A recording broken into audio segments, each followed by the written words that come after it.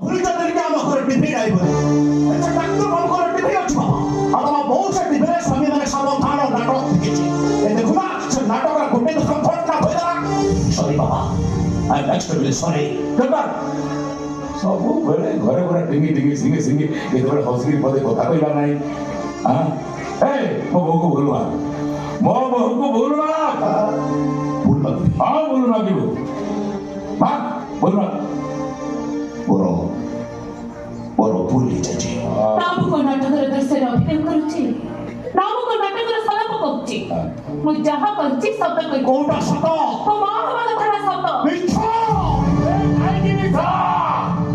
ବହୁତ ବି ମିଛ ବେ ବାହାଘର 2 ବର୍ଷ ହେଲା ମୋ ଘରେ ନାତି କି ନାତୁଣୀଟିଏ ନାହିଁ ମୁଁ ଯୋଉଠୁ ହଳ ବିକଳ ହଉଛି ତତେ କାହିଁ ମିଛ ଲାଗୁଛି ତୁ କାହିଁ ଏମିତି ଟେନସନ ହେଇପଡୁଛୁ ଏ ଖବର ଶୁଣି ଖୁସି ହବା କଥା ଓ ବାପା ମୁଁ ତ ତମକୁ କେମିତି ବୁଝେଇବି ନିଜ ବାପା ବୁଝି ପାଉନି କିଛି ବୁଝିବା ଦରକାର ନାହିଁ କିଛି ବୁଝିବା ଦରକାର ନାହିଁ ରେ କଣ ବୁଝେଇବୁନି ମତେ କଣ ବୁଝେଇବୁ ବାବା କିନ୍ତୁ ଆଜିକୁ 1.5 ବର୍ଷ ହେଇଯିବ ଆମ ଭିତରେ ସ୍ୱାମୀ ସ୍ତ୍ରୀର କୌଣସି ଶାରୀରିକ ସମ୍ପର୍କ ନାହିଁ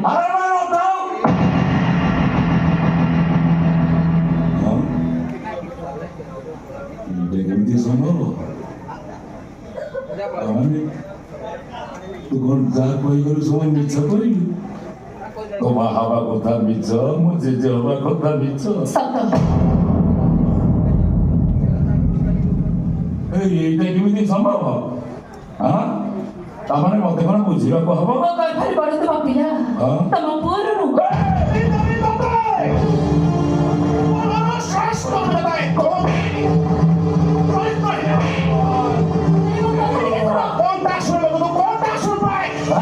স্বামী ভাও ভাও বড় পুরুষ সঙ্গে তো বাবা সঙ্গে দেব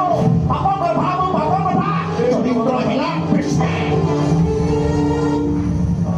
କିଏ ମତେ ବିଶ୍ୱାସ ଦେଇଛି ଚନ୍ଦ୍ର ମହାପାତ୍ର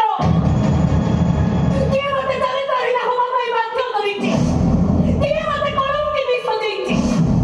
ସେଦିନ ଟଙ୍କା ଦେଲାବେଳେ ତ ପଚାରିଲନି ସତିଆ ଏତେ ଟଙ୍କା ତୁମେ କୋଉଠୁ ଆଣିଲ ଟଙ୍କା ଗଣିଗଣି ପାଖରେ ଭାଇରା ଆମେ ତ ପଚାରିଲନି ଭାଗବନ୍ତ୍ରୀ ଏ ଟଙ୍କା ତୁମ ଦରମା ଟଙ୍କା ନା ତମ ଦେହ ବିକ୍ରି ଟଙ୍କା ଦଉନୁ ମୋ ବୋଉ କଣ ପଚାରୁତେ ପରା ତା ପ୍ରଶ୍ନର ଉତ୍ତର ଦଉନୁ ଘୁମୁନା ଭଳିଆ କାହିଁ ଠିଆ ହେଇଛି ଘରେ ସ୍ୱାମୀ ସ୍ତ୍ରୀର ସମ୍ପର୍କ ଅଳିଆ ପ୍ରଜାପତି ଅତି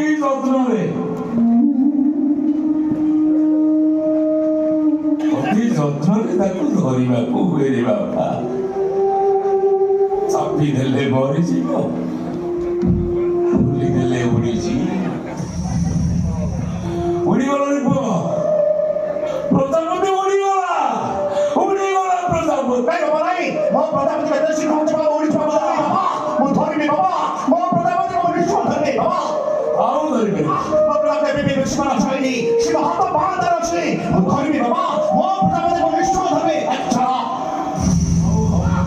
ଉଡ଼ିଗଲା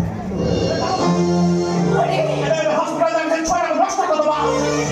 ତମେ ଯିବ ଏବେ ଯିବ ଏ ମୁହୂର୍ତ୍ତରେ ଯିବ ମୋ ସାଥିରେ ଯିବ ଭଲରେ ନହେଲେ ମନ୍ଦରେ ଯିବ ମୁଁ ତମ ସ୍ୱାମୀ କହୁଛି ମାନେ ତମେ ମୋ କଥାକୁ ମାନିବ ତମ କଥା କହୁଛି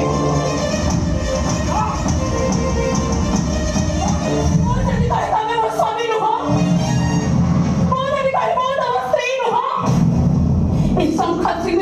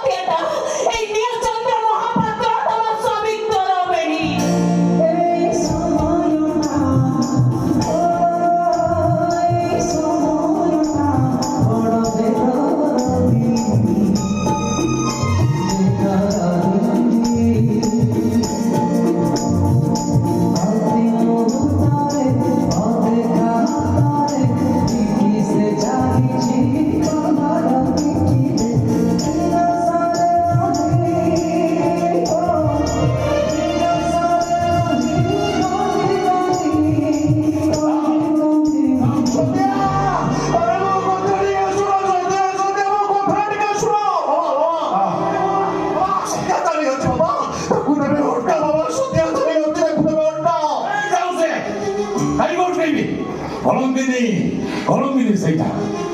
ଇରେ ଅଭାବରେ ଥିଲେ ବୋଲି ପର ଘରେ ଚାକରାଣୀ କାମ କରି ମୋ ଘରଟାକୁ ଚଳଉଥିଲା।